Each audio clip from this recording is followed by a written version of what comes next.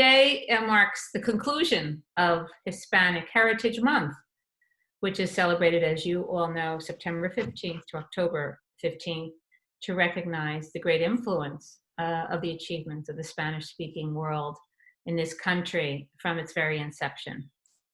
And this fall, we've had a really interesting platform on our social media, uplifting the narratives of Spanish speakers.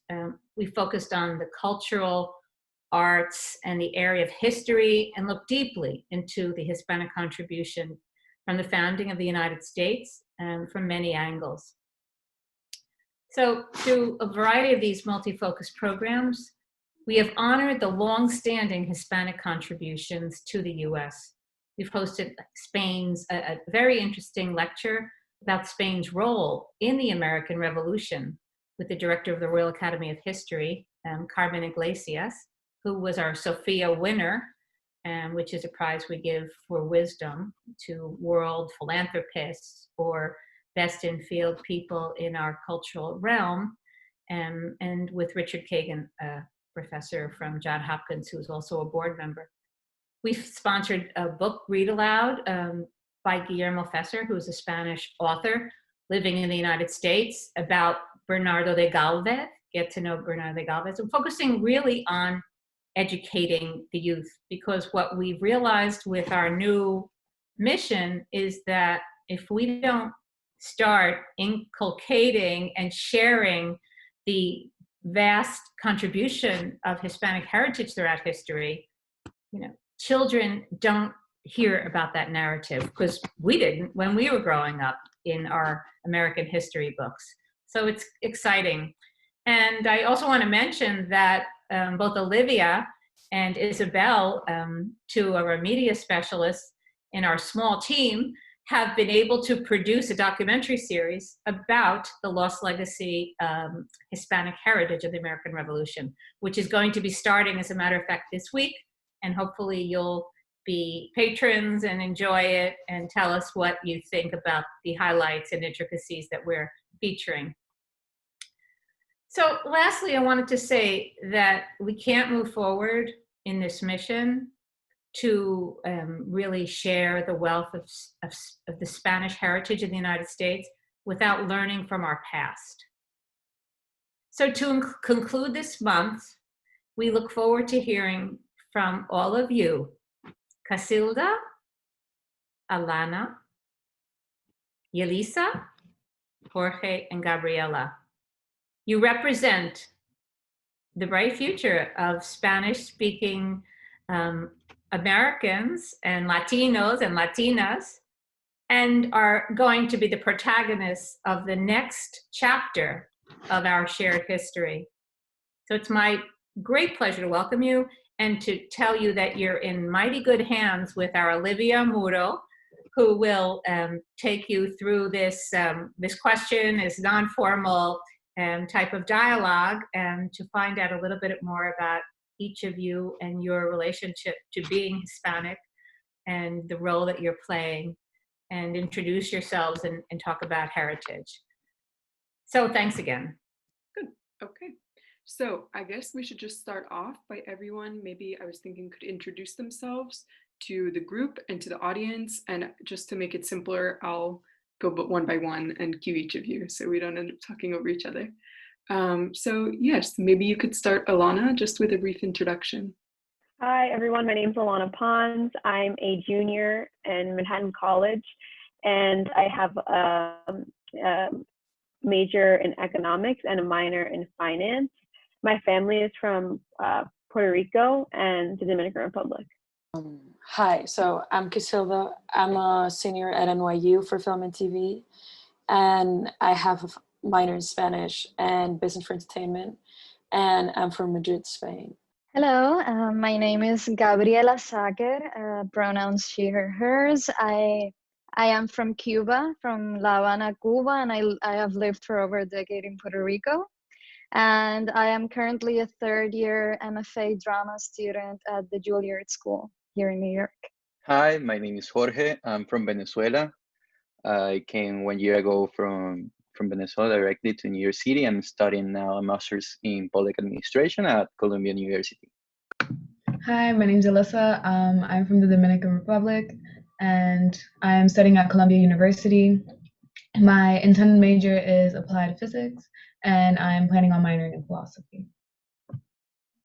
Great. So now that we have introduced ourselves, how do you see your heritage reflected in the way you introduce yourself, or in the way that other people introduce themselves?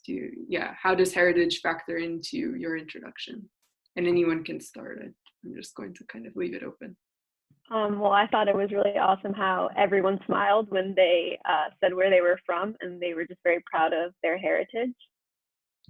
Yeah, going off of what Alana said, I find that when like Hispanics talk about like where they're from, there's just like this immense pride, just because like a lot of us do come from like immigrant families, and to be like where we are at this point of our lives is just like, there's always like this immense pride that comes with it. And I think that also saying our nationalities and where we come from connects us immediately with people that comes from also from Latin America or for the Spanish-speaking place. So there is a connection that, I don't know, it's different in another level that with other heritage. I might be wrong, but I do feel that the structure of the introduction, it does feel very from here, from the United States. Like if I introduce at home, it's like super longer and I just go off track. But I do agree that even when I am not asked where I come from, I always say, I'm from Cuba and Puerto Rico. It's very interesting how that works. Yeah. Yeah, I mean, to build off of that, from that, whenever I'm asked to introduce myself in the classes or, wherever I go, I never know if I always want to say where I'm from, but I never, I'm not always sure if I should. I'm like, oh, maybe it's sharing too much or something. But, it's always great to share because you never know when you will meet another Spanish speaker. Mm-hmm. Yeah. You guys don't have to be on mute, by the way, if you want to stay on, just so it's a little less awkward. But I don't know. Does anyone else have other comments or ready to move on to the next question? Okay, we'll move on. But anyway, how do you celebrate Hispanic Heritage Month, or what does it mean to you, if anything? Also, do you call it something else? Another question.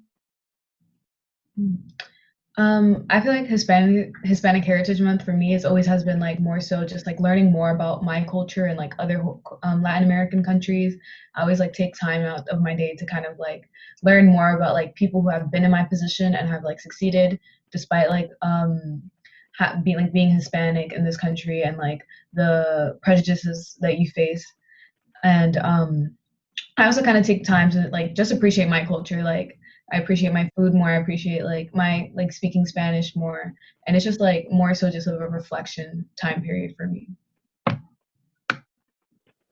So for me, I came here 1 year ago, so this will be my second time celebrating this Hispanic Heritage Month. So for me, as a Venezuelan in Venezuela, we don't celebrate it, but here in the US, I had the experience that I'm the only Venezuelan in my program during the first year. So I had to connect, and I connected immediately, as I said before, with all the Latin Americans in my program, and that connection, and also being part of the Latin American Student Association led me to know a lot more of the region. And I don't know, we've tried to do a lot of events, try to show our heritage, not only to between all the Latin Americans, but also with people for other 30 nationalities that are in our program. So yeah, it's really interesting. Yeah, there isn't a lot of Latinos on my campus, but during Hispanic Heritage Month, I feel like we all kind of come out somehow and like meet each other, because we're like planning events, or there's speakers, alumni come, and it's just a month that I feel like is characterized by like joy and inclusion for me.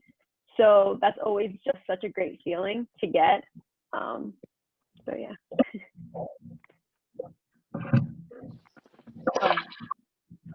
I don't know. Go. Yeah, so I mean, back home, there's not really like a Hispanic Heritage Month, I would say. It's more than you just celebrate the, Spain's National Day was this Monday. And basically there's like a big march, and well, now with COVID, not so much, but, and there's no class. But it's something you only like, I myself only begin to understand like the problems that arise from, having your national day be the 12th of October once you get here and you learn more about the history through, the Hispanic Heritage Month and learning how it works. But I would say, like, personally for me, my culture, my heritage, it's something that it's not exclusive to a month. It's something that I'm very much passionate for and I love it. So it's something that it's almost like daily for me. Like, I'm always listening to music in Spanish. I'm always reading about, culture or reading in Spanish. Like, it's just the way I am too. Yeah. Yeah, very similar to Casilda and Jorge. I had never celebrated Hispanic Heritage Month. That's not something that we have in Cuba or even in Puerto Rico, really. I learned about it when I came to New York 2 years ago. And so ever, like they said, like celebrating your heritage is like an everyday thing. Every time you encounter someone, you are in celebration of it and living in it.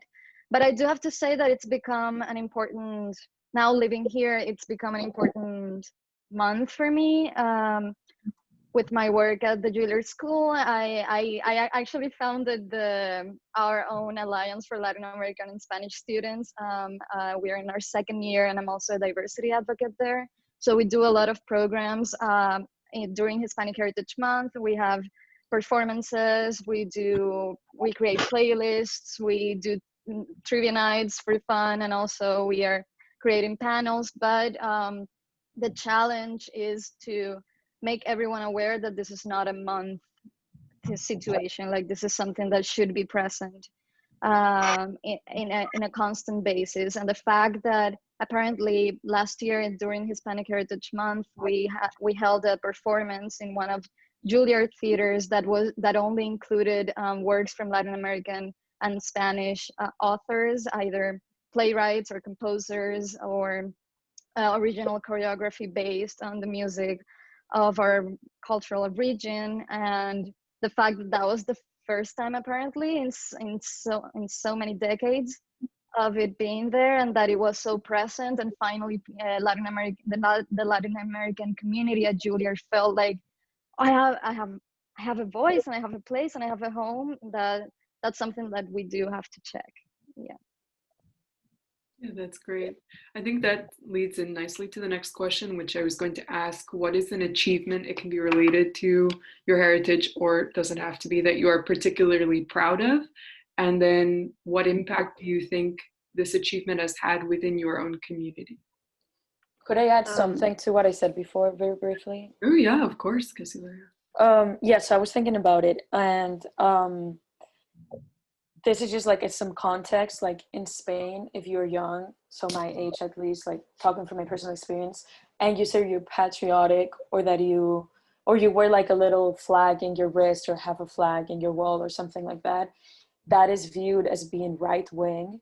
So a lot of people are not like, they're not very like openly patriotic, because it is interpreted as, due to dictatorship and everything, it's very associated with the fascist dictatorship that there was. So mostly the youth that exhibits their pride, because from where they are, they're usually, given that label. And it's only once you move out from your country when you realize that you can be patriotic and you don't have to have that mentality, So I think it's interesting to be, a bit that, do a listen. Mm-hmm.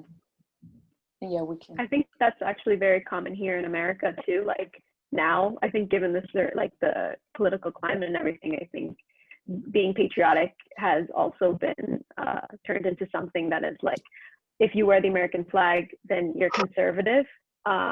So it's getting like that, I feel like, here too. But to share my achievement, during the last government shutdown, which I think was 2 winters ago, I flew down to El Paso, Texas, and on the border of Juarez, and I worked in a shelter that received migrants from detention centers. And this is a really big achievement, but it's more, I think, for me, what shaped the rest of my life, because I got to see exactly what the US policies are with immigration and detention centers. And I helped the migrants, shower, eat, get new clothes, because in detention centers, they don't have proper showers, proper food for months. And, it was very horrible, images, but I do think that as a Hispanic, I do have an obligation to help my other Latino brothers and sisters in their fight with immigration in this country as well. So yeah, it was a lot, but it was definitely something that I can take with me for the rest of my life and help others in the future. I think that an achievement that I'm particularly proud of, I think it's getting here. For me, that getting into Columbia University it's the recognition of what I've done before and all the work that I did in Venezuela. I worked in a local government, then in Transparency International, and then in a humanitarian aid organization, and getting into Columbia to a master's in public administration. After, I don't know, all the sacrifices that I had to do to get here, and I even got my letter of admission after 7 days without electricity in Caracas. On this Sunday when I finally had 15 minutes of electricity, I got the letter of admission, and for me it's a reminder of that being here, I can take for granted what is happening in my country and what I'm living here. So for me, being here, I'm an advocate of what is happening in my country and what is happening in the region, and what I have to do from here as a voice to change what is happening there. It's just so hard to talk about one's own achievements. Well, I do have an achievement that I'm very proud of, which is I founded a theater company in Puerto Rico, and I had to leave it actually in 2017 after the hurricane struck. But then after I had my first year at Juilliard, I actually went back to Puerto Rico in the summer and reactivated it with the help of a great team. And we are actually producing, and we've been super busy over the virtual world in this season that we had to cancel for our theater productions, but we've moved to the virtual world for the time being. And that is something that I am very proud of, because I get to work with a lot of wonderful people, and I get to still bet and have a lot of faith in the art that's created in Puerto Rico without it having to be in relationship to the United States. And also I get to give back to a lot of my mentors and a lot of my colleagues and the people that shaped me back home in Puerto Rico. So that's something that I'm proud of. But talking about identity, because of course I didn't really think about my identity much until I came here. When I arrived to the United States, all of a sudden I was not only an actress or a student, but I'm a Latin American actress, I'm a Latin American student. So I had to check myself on that, because even though, I was born and raised in Cuba, we are taught from a very young age to be very proud of our Hispanic and Latin American heritage, and to really be to read a lot of our writers and to do but I never thought about my identity as it leading me.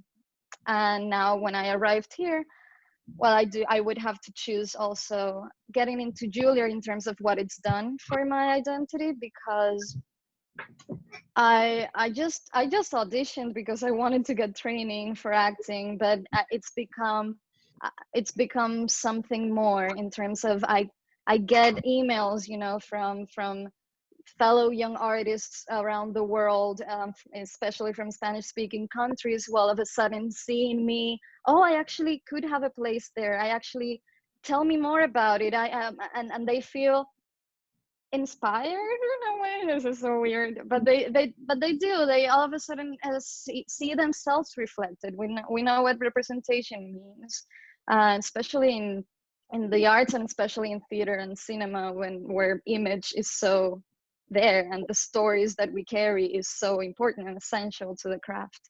So I would have to go also with getting into the school, and inside the school doing as much work as I can to get training, and keep, exploring how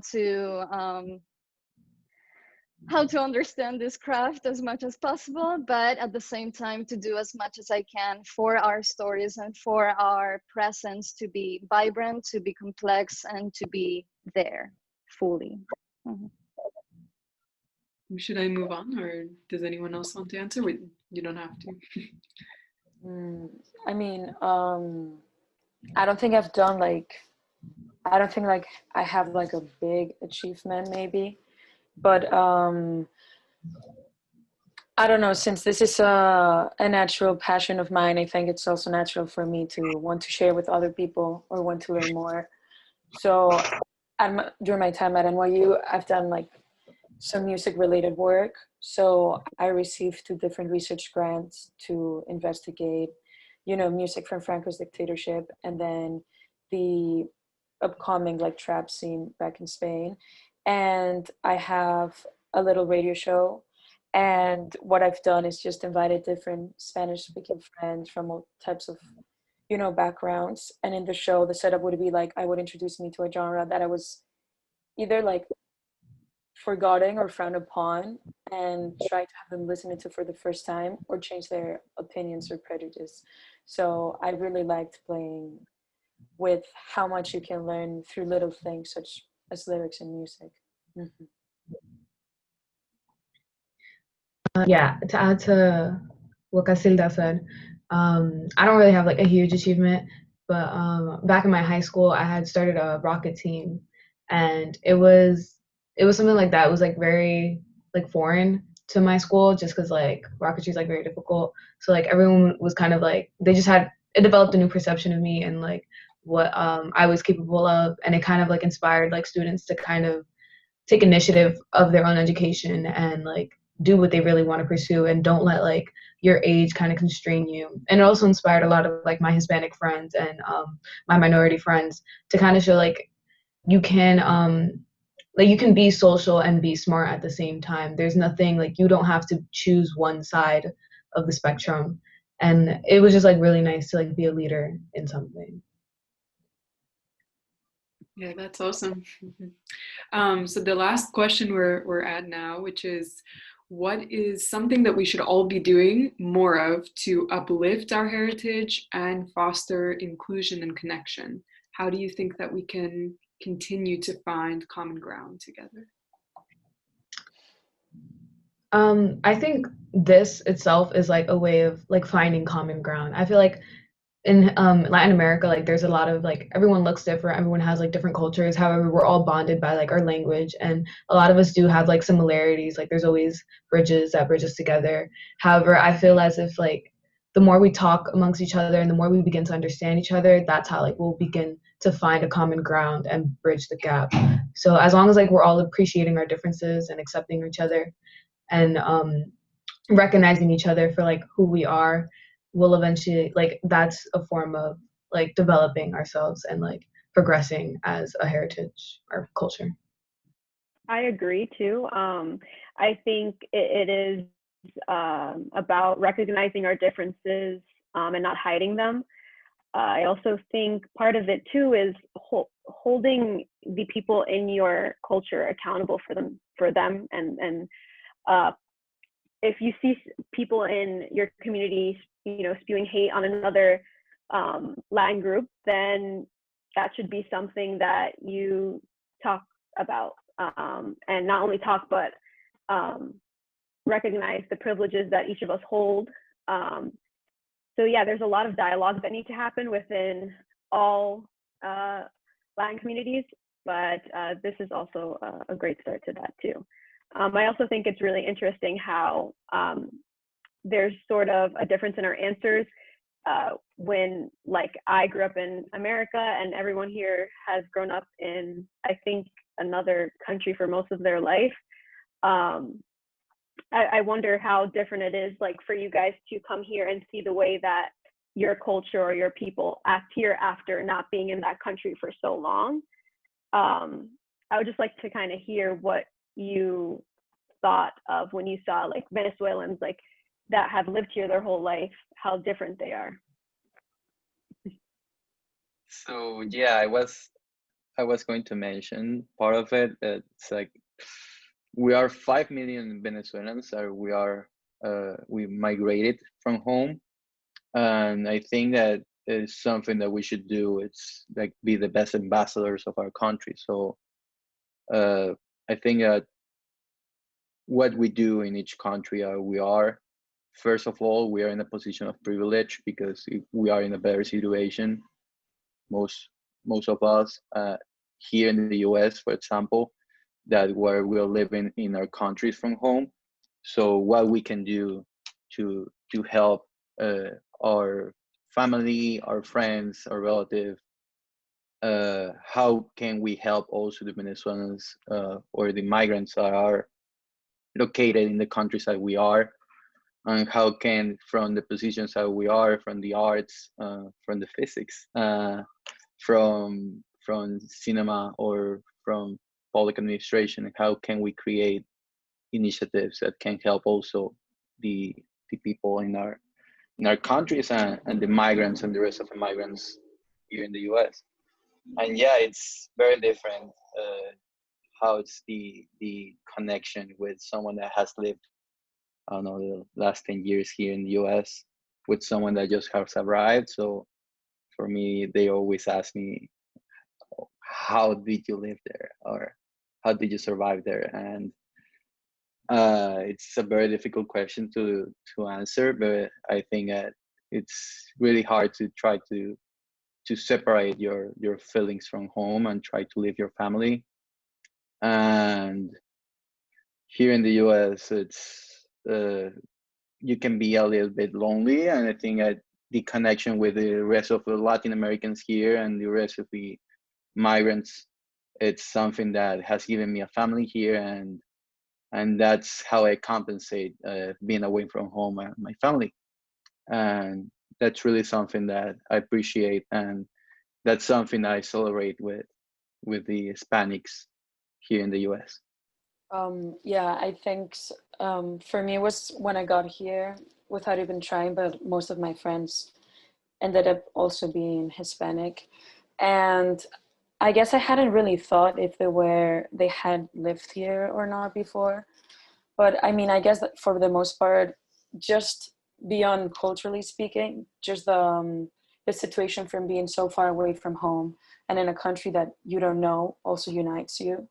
So and I also think that, at the end, grown in a country, it molds you in a certain way, or, it's just a different experience.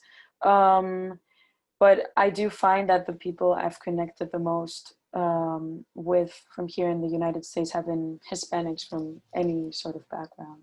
Mm-hmm.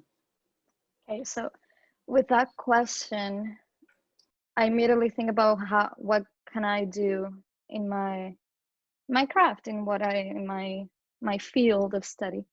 And I think that yes to differences.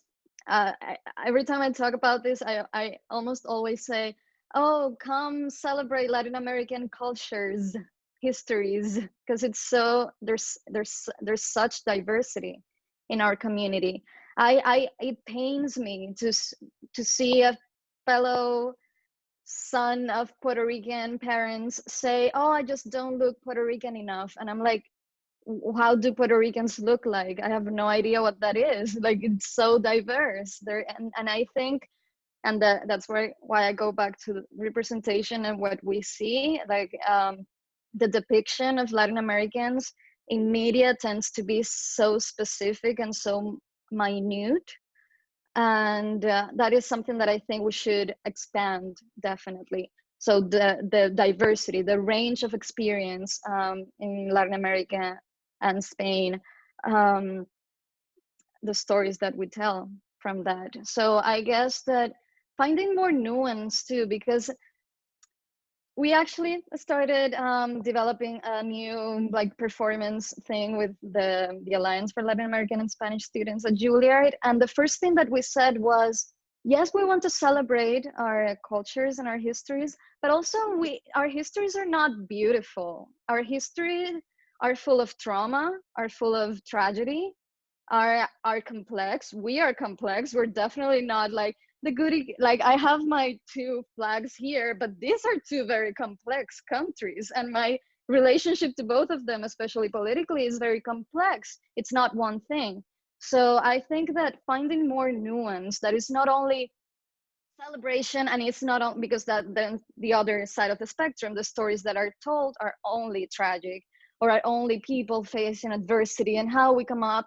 No, there are like so many gray shades in the middle of that experience. And I think that in order for people to humanize our experience, they just need to see how human it is, that we're not like an alien, like aliens that came here and are only one, like two-dimensional characters. We are three-dimensional, and we are quite, messy. And and I just think celebrating what's also not so beautiful, what's ugly about where we come from, what is beautiful, both things. Yeah, I think that's always been my calling to, cherish the complexity of the human experience, and with that, the complexity of our identities. Yeah.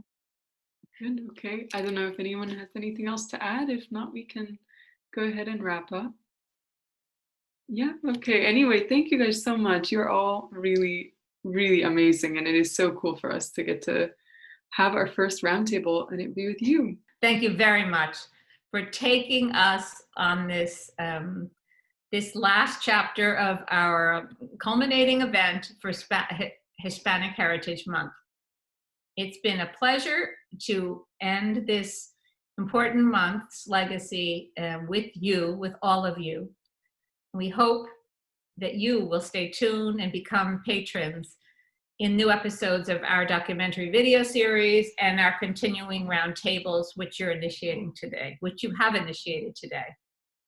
We also hope you remain involved with the Institute through our greater outreach to younger people and diverse American Latinos with their story, your history, and your culture, to make space for broader and relevant narratives of Spanish speakers in the United States, which extends way beyond this month. It's our continual mission. So thank you very much.